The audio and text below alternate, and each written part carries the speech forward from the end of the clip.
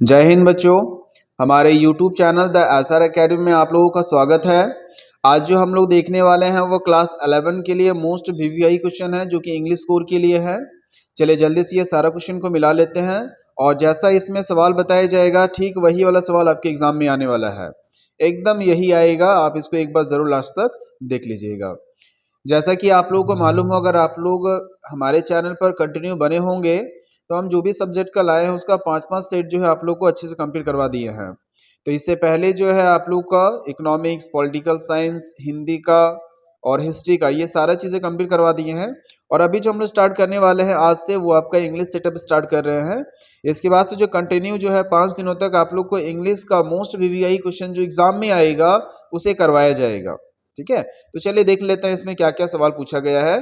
Subject देखिए जो कि इंग्लिश स्कोर का है और ये मॉडल क्वेश्चन पेपर आप समझ लीजिएगा, इसको मल्टीपल चॉइस क्वेश्चन ही आप लोग को पूछा जाएगा। देखिए आप लोग का पैटर्न चेंज नहीं किया गया है तो इसको आपको टेंशन लेने की जरूरत नहीं है।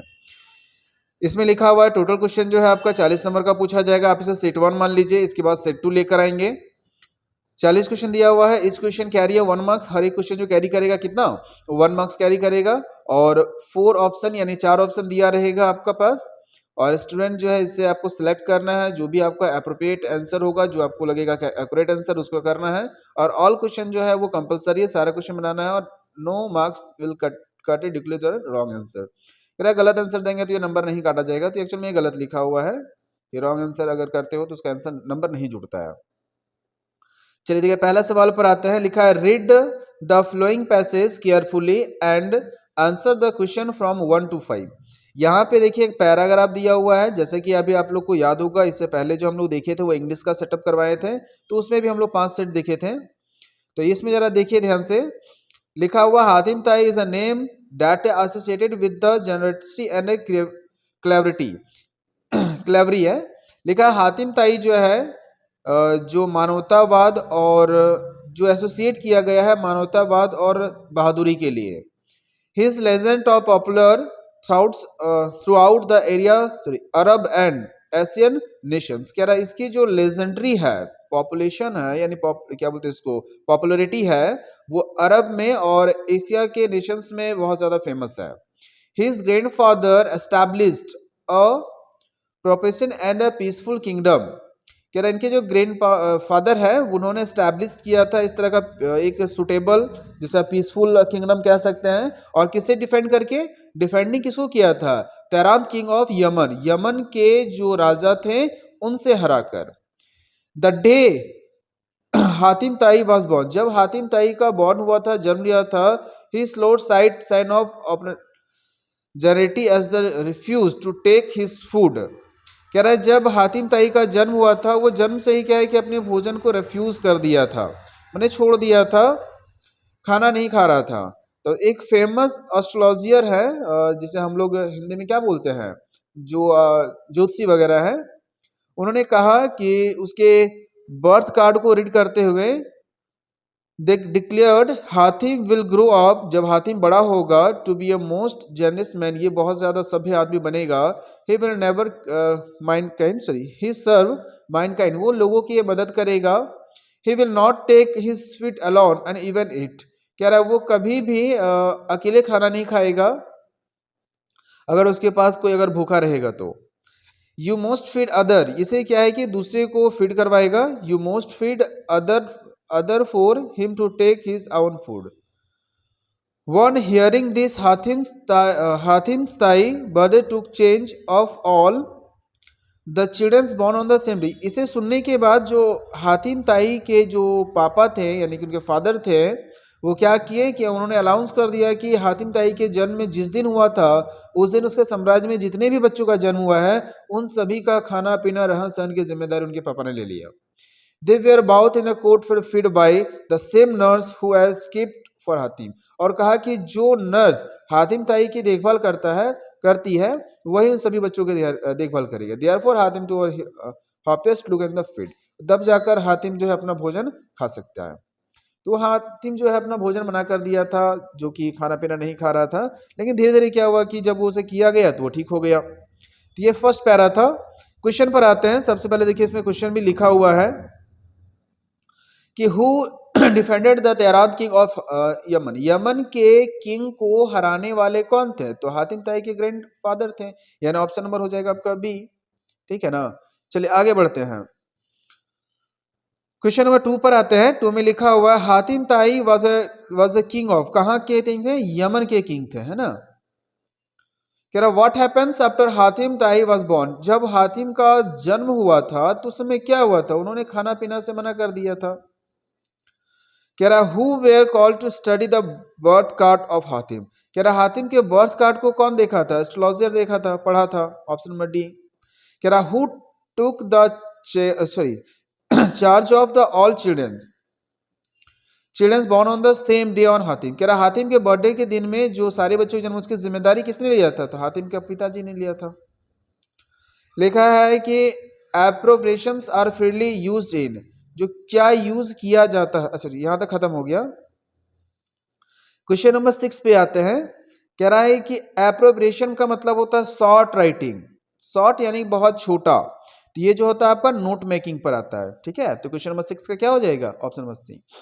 चलिए 7 पर आते हैं। आगे बढ़ने से पहले आपको कुछ चीजें बता देना चाहते हैं कि ये जो पैरा दिया हुआ है, इस पैरा से रिलेटेड जवाब पूछा जाता है, तो ये जरूरी नहीं रखिएगा कि यही वाला पैरा आएगा, बस पैटर्न समझाया जा रहा है, तो थोड़ा ध्यान दीजिएगा इस बारे में।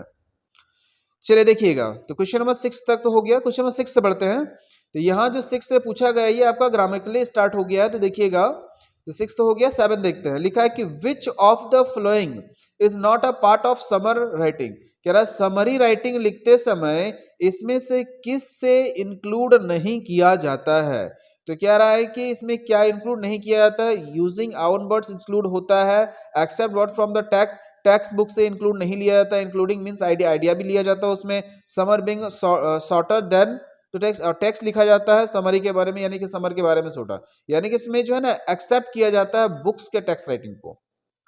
क्वेश्चन नंबर 8 पर आते हैं। लिखा है what is written at the beginning of the article, article जब लिखी जाती है, जब शुरुआत होता है, तो सबसे पहले क्या मेंशन किया जाता है?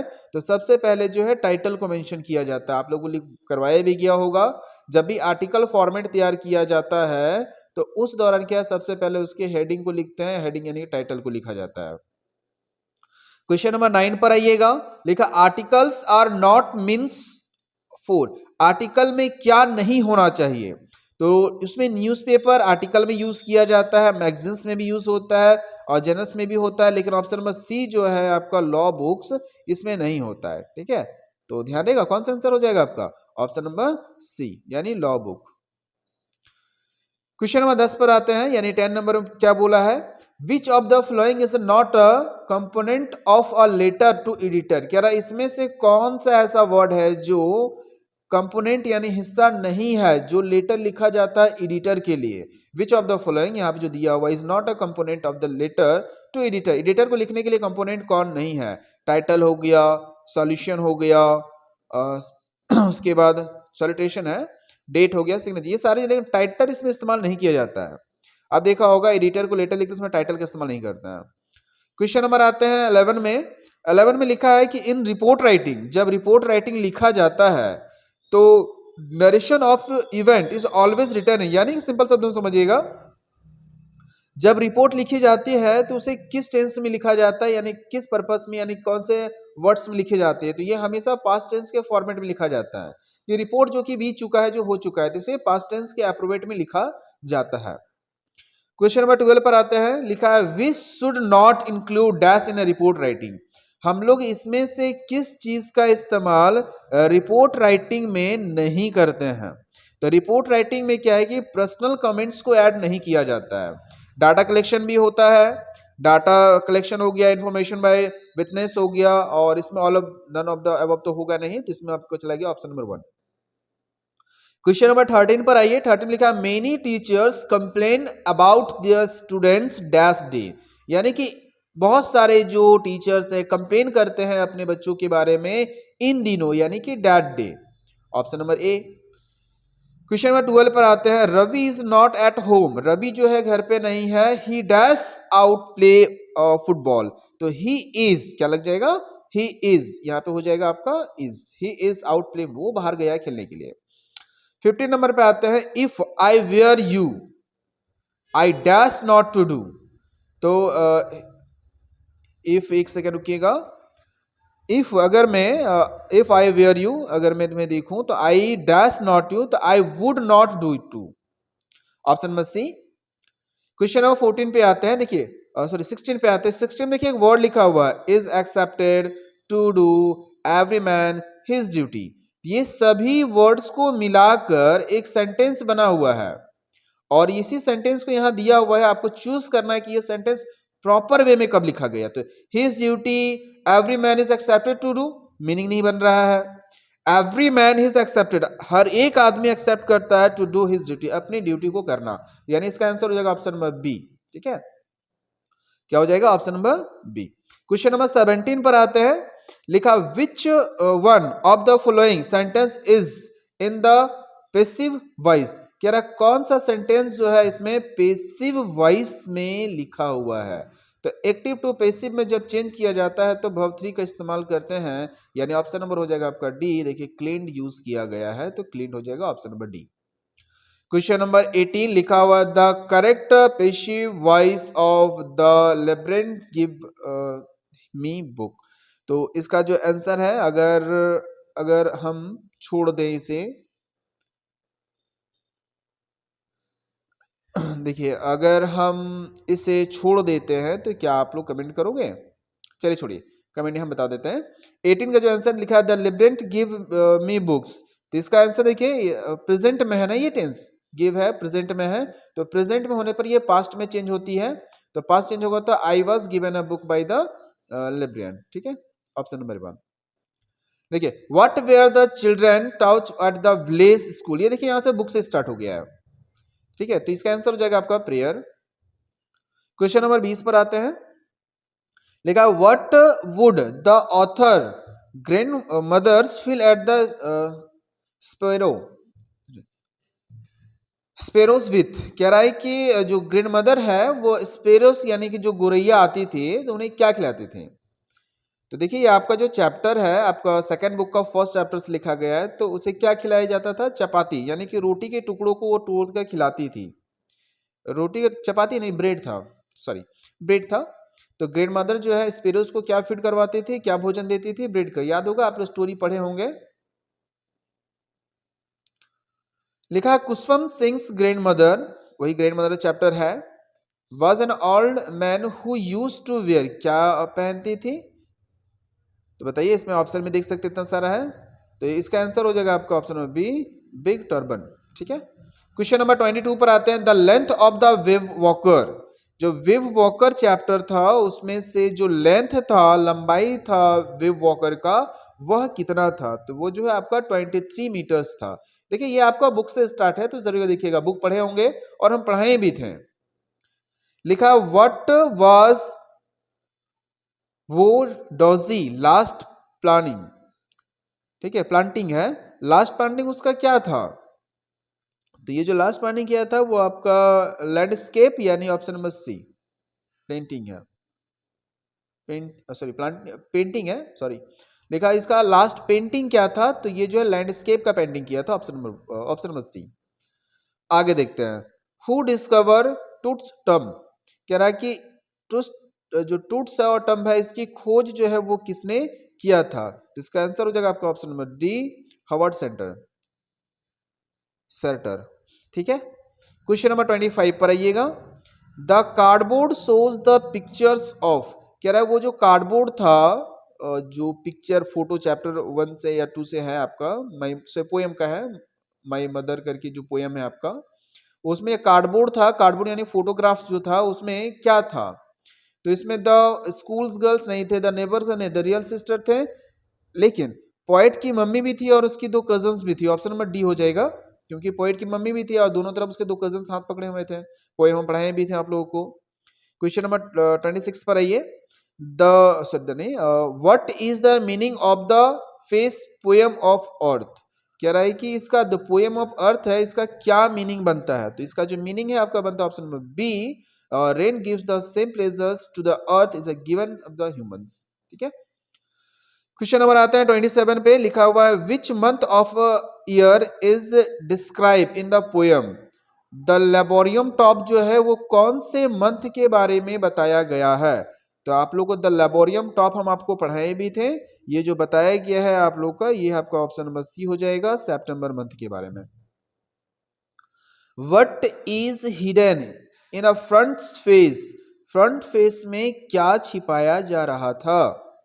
इनोसेंस या क्यूटनेस या ब्यूटी या लॉस्ट चाइल्डहुड। तो इसका जो आंसर हो जाएगा आपका option number D, lost childhood. ठीक है, क्वेश्चन नंबर आता है 29 पर, लिखा है according to the poem, poem के हिसाब से, फादर टू सन, ये पोएम का नाम है, father to son who had lived in the same house for year, कौन एक ही घर में बहुत लंबे समय तक रहा था? तो फादर और सन जो है एक ही घर में रहा था, ऑप्शन से पता, क्वेश्चन से पता चल रहा होगा।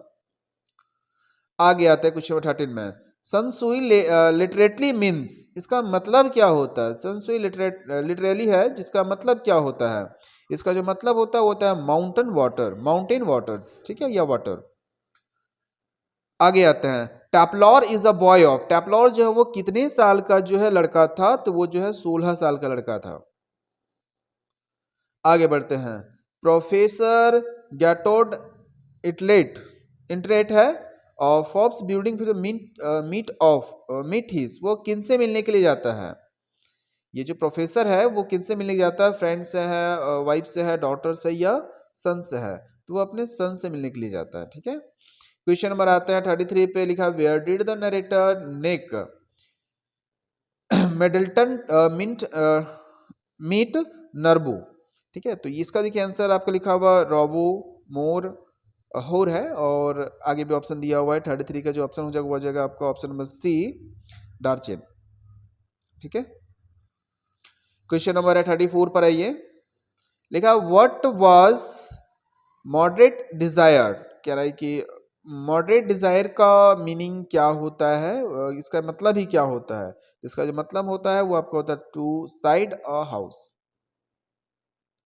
35 पर आइए, the narrator daughters of Mrs age visits the address, वो किसके एड्रेस पर विजिट करती है, यानी कौन से एड्रेस पर विजिट होती है? तो वो जो है नंबर 46 मार्कोनी स्ट्रीट, उस नगर में विजिट करती है।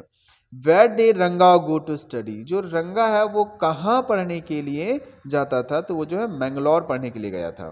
ठीक है, क्वेश्चन नंबर आते हैं 37 पे, who was Einstein history teacher, कह रहा है आइंस्टाइन के लिए हिस्ट्री का टीचर जो है वो कौन थे? तो इसका आंसर हो जाएगा आपका option number C, mister Baron. आगे लिखा हुआ dash was strong and dominating, तो कौन जो है स्ट्रॉन्ग भी था और डोमिनेटिंग भी था? तो ये जो आपका ऑप्शन है ऑप्शन नंबर 1, मिसेस फिट्स गैलरेटर या गैलरॉड, है ना, गैलरेल्ड। क्वेश्चन नंबर 39 पर आइए, 39 पे क्या लिखा हुआ है कि शाहिद सफेड ऑफ विच डिजीज, कह रहा है कि शाहिद जो है वो किस चीज से सफर कर रहा था, कौन सी बीमारी से सफर कर रहा था? डिजीज में कौन सी बीमारी से सफर कर रहा था? वो जो है आपका कैंसर से सफर कर रहा था। लास्ट सवाल है, लिखा हुआ है हु वाज एंड्रॉड मानसोन, कह रहा है कि ये जो एड्रो मानसन है वो कौन है? तो वो एक डॉक्टर है। ठीक है, तो ये आपका ऑप्शन नंबर हो जाएगा बी। तो देखिए हम लोग जो अभी कंप्लीट किए हैं वो 11th का इंग्लिश स्कोर है। ठीक है, इंग्लिश स्कोर है, और ये आपका फर्स्ट सेट है। इसके बाद जो हम लोग और भी सेट लेकर आएंगे, सेट 2 का रहेगा, सेट 3 का रहेगा, सेट 4 का रहेगा और सेट 5 का रहेगा। और इतने सारे सेट कंप्लीट करने के बाद आप लोग का जो है इसी में से एग्जाम में पूछा जाएगा, तो जरूर एक बार सारे को सारा देख लीजिएगा ताकि आप लोग का भी बढ़िया रहेगा। फिर मिलते हैं नेक्स्ट वीडियो में पार्ट 2 के साथ, तब तक के लिए जय हिंद।